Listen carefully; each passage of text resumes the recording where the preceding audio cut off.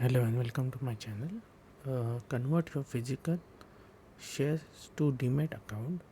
This is how old certificates look like.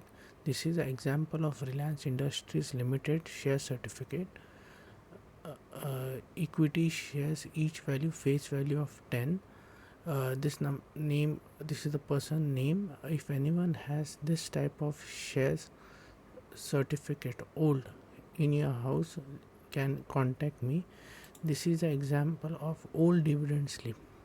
Many of the client may have old dividend slips and they might have lost their original share certificates. So we can make a duplicate share certificate by the help of dividend slips also. Many people's shares have been transferred to IEPF, Investor Education and Protection Funds.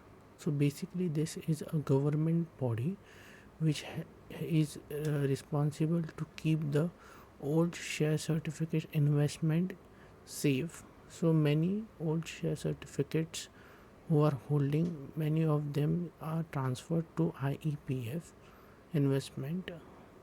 So for help in converting physical shares to Demat or IEPF claim, contact Makaran Investment 9892886221. I will be happy to assist you for the claiming of the physical share certificate. Thank you.